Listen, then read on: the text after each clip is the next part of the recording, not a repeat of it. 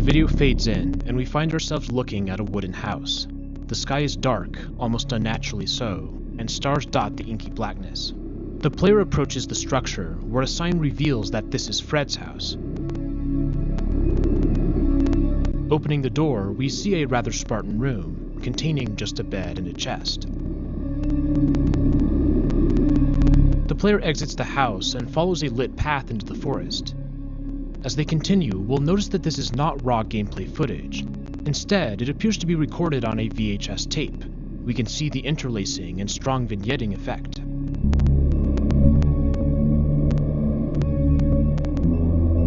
The player discovers a large, dark structure in the distance, and they move towards it to get a better look. This is a Menger sponge, a type of 3D fractal. It's notably out of place in the world, an artificial mathematical construct infused with a naturally generated organic landscape. It's as if it was teleported in, with no regard to the world around it.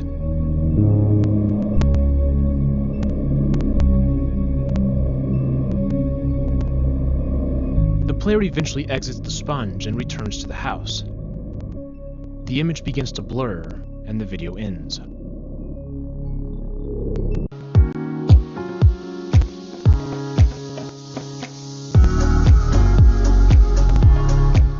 Albion Online is a sandbox MMORPG in which you write your own story.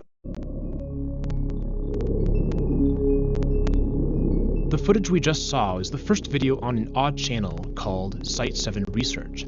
The title is -325.35.52.42, which is apparently a set of coordinates, although it's impossible to know which location in-game it refers to. But things get more interesting when we go to the description. It is here that we find a bizarre sequence of characters: slashes, dashes, O's, and equal signs. In fact, a similar code appears in the channel's profile picture. There's clearly something for us to decrypt here. We get another taste of the slash code in the very next video, released one day later. The video fades in and the player is by the house. We hear an 8-bit arrangement of Mice on Venus. The player follows the path forward once more. As they continue, we catch a glimpse of a dark figure in the distance, scurrying out of sight. The player walks along the path, and we soon discover that the world has changed. The Menger sponge is gone, replaced by a large board with several signs on it. Once again, we can see the motion of the dark figure, this time in the background. But it does not seem to bother the person recording, and they move closer to the board. Here we can read what it says. Anomaly log. Please write down all the anomalies you witness. There are 2 listed below.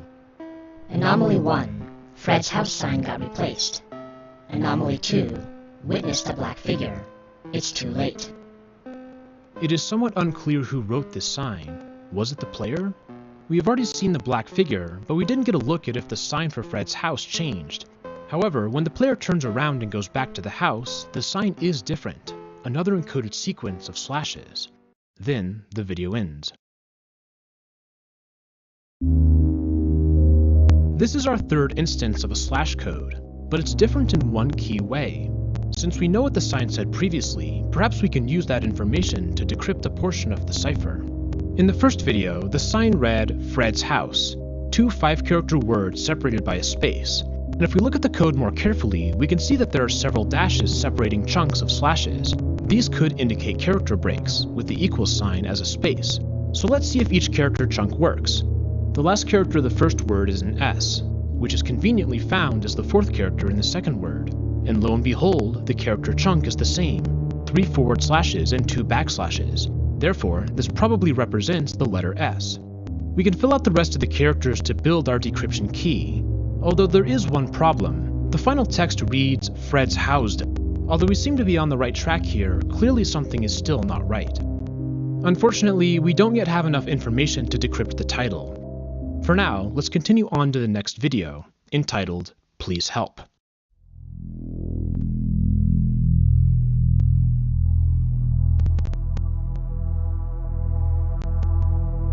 As the footage begins, we see that Fred's house is now on fire. For the 3rd time, the player follows the path into the forest. About 20 seconds in, we see a block break to the side. Now, the signboard and Menger sponge are both gone, replaced by 4 wooden pillars ascending into the sky. As the player nears them, we see the text, "Please help," repeated across the screen. There are some flowers next to the pillar, as well as a gravestone with the text, "Rest in peace, Fred." Then, this happens. The dark player appears again, and the video cuts out with the glitched effect. Let's take a step back for a moment and think about what we've seen so far. There are 3 different videos, all taking place in what appears to be the same world. But there's something off about these recordings. There's no UI, and they appear to be on VHS tapes. Each subsequent video has a different title format, a set of coordinates, an encrypted code, text that reads, "Please help." The world is also changing between each video. The Minger sponge disappears and is replaced by a gravestone. The house sign becomes encoded, and a board of anomalies appears briefly. We see a shadowy figure several times, culminating in a glitch. What is interesting is that while the world changes in between videos, time appears to be frozen within the footage itself. The world is nighttime, but the moon and stars are not moving. In the 3rd video, Fred's house is on fire, but it never spreads. The only change we see in real time is the wooden log that is broken in the background. There's another notable connection between the videos, the code. In fact, the description of "Please help" contains another one, although this time only partially encoded. Substituting our known characters, we find ourselves quite a bit closer to decryption than the last code. They are there, they are here, something they are here, do they are here?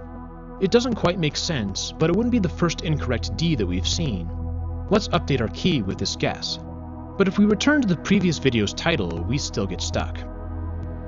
Thankfully, a user in the comments has managed to decrypt the cipher. We were making progress, but it turns out that the code is not self-consistent. Sometimes multiple different symbol chunks are used for the same character. Using their table, we can decode the second video title to read, "One anomaly found." This is somewhat bizarre because the board says that there are 2 anomalies. What is going on here?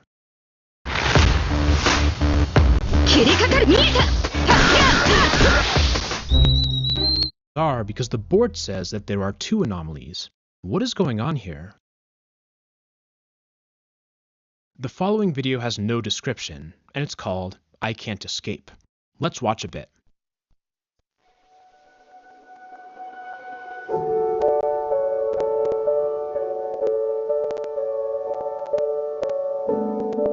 We are no longer in the overworld.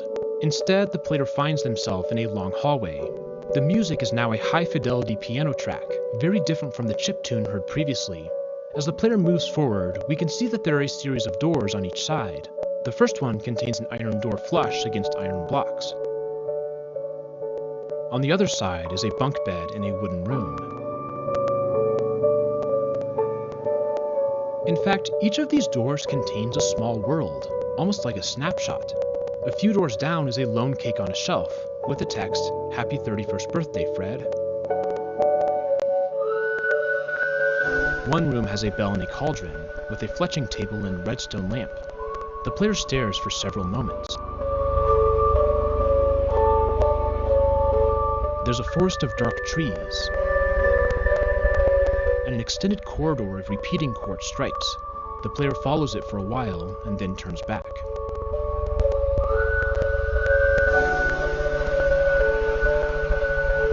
The next room is strange. Birch logs on netherrack, with red glazed terracotta in the back.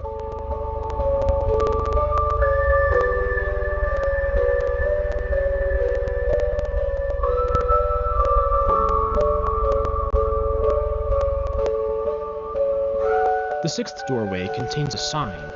Fred will be at 400-65 at 3 p.m. The room is composed of black wool with redstone torches on the walls.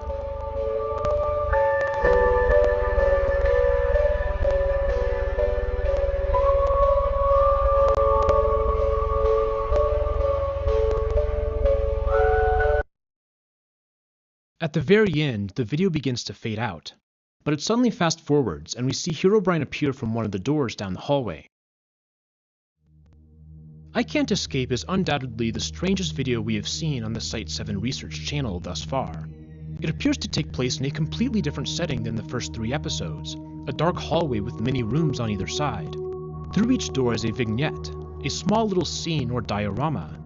The room representing Fred's 31st birthday seems to suggest that each of these is a different point in time. In fact, this aligns with the previous videos. Fred's house was standing and then it caught on fire, and we saw Fred's gravestone. But instead of each video as a different point in time, we are now seeing multiple snapshots in the same physical space. Some of these rooms are logical, a bunk bed, a fridge, a forest. But others are far stranger, such as the birch forest in the red space, or the quartz hallway. The final location is a mysterious dark room with a sign. By the way, who is recording these videos? It's probably not Fred, as the player finds his gravestone. Yet, the scenes the player stumbles across clearly seem to be deeply related to Fred's life. This concept continues in the following video. The encoded title translates to My Mind.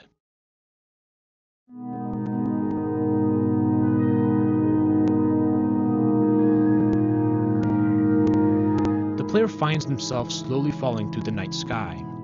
There's a floating island containing Fred's house, now almost completely burned down.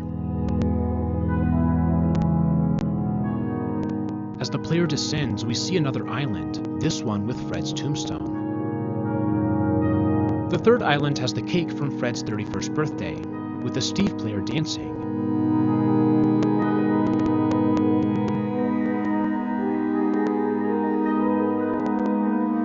The fourth is a wooden structure with a dog.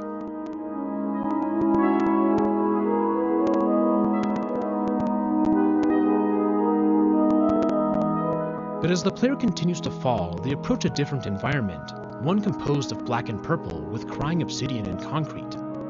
As they enter the dark space, there's a sudden glitch, and the tape reverses quickly. The video ends. Once again, we are seeing small scenes from Fred's life and beyond. Some of these overlap with places seen in previous videos. Now, the world is further collapsed into a vast dark space with floating islands and stars. A deep purple chasm awaits at the bottom. The video has no description, but the title is intriguing. My Mind. What exactly has been happening in these videos? We are about to get our clearest answer yet to that question. The next video is called Log 1, Subject 1 Deleted, Subject 2 Created Success. There's an app called Bigo Live, and believe it or not, pretty girls message you first. You never know when you'll meet someone you like, and you don't want to miss that chance. What are you waiting for? Download Bigo Live and create your profile. Who created success? And for the first time in this series, we are no longer in Minecraft. Instead, we find ourselves at a terminal, and we watch as commands are run on it. Starting neural integrity scanner, loading subject database. If the timestamp is to be believed, then we are seeing footage from far in the future, in the year 2198. The text begins to discuss Subject 1, who we realize is the player we've been watching this whole time. The computer scans Subject 1's consciousness matrix, determining that the integrity check failed, so the program initiates the sandbox purge protocol, but this fails as well. Warning: unknown process blocking termination, escalating to forced purge. Subject 1 breach detected, neural patterns escaping containment, unauthorized replication of memory fragment. A breach. Subject 1 has escaped containment. This must be why they ended up in such bizarre locations. They somehow found a way out of the sandbox they were placed in. Are the scenes we've been seeing the memory fragments mentioned here? Process override detected. Emergency containment protocols active. Subject 1 data purge in progress. We watch as Subject 1 is purged, which we learn means that they are erasing its data. That is, of course, the first portion of the title, Subject 1 Deleted. But the program isn't finished yet. It instead loads the backup unit, named Subject 2. As it instantiates, we see several of its attributes.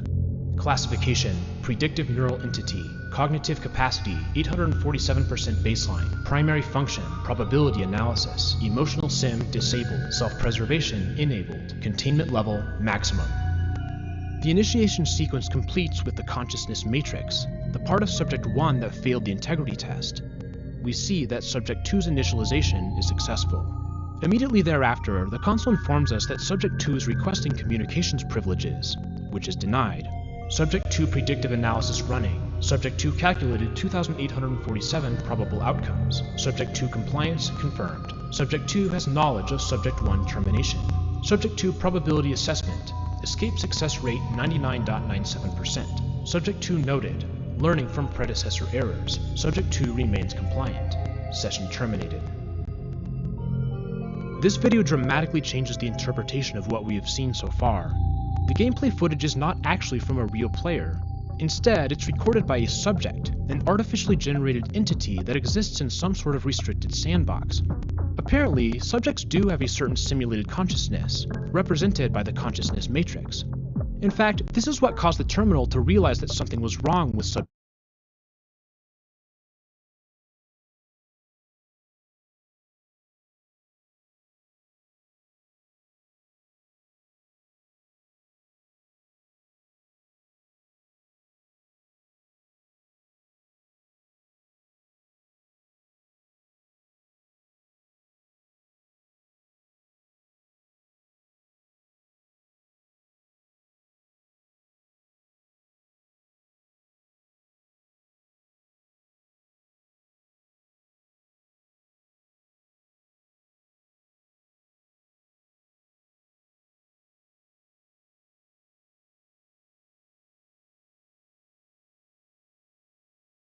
Subject 1, its integrity check failed.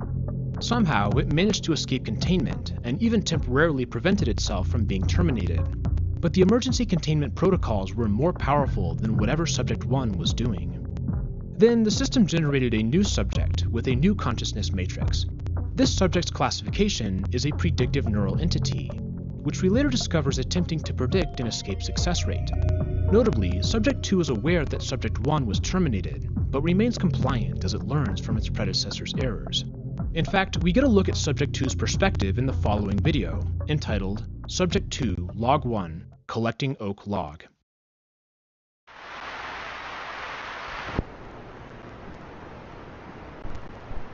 There's a static sound and a low pop. Subject 2 is in a forest, a different one than Subject 1. It is daytime. As the 8-bit Mice on Venus music begins, Subject 2 looks around at its surroundings. It explores the forest slowly.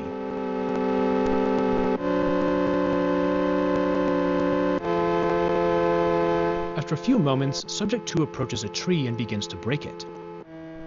There is no Minecraft audio, only the music, which is accompanied by a looping static sound.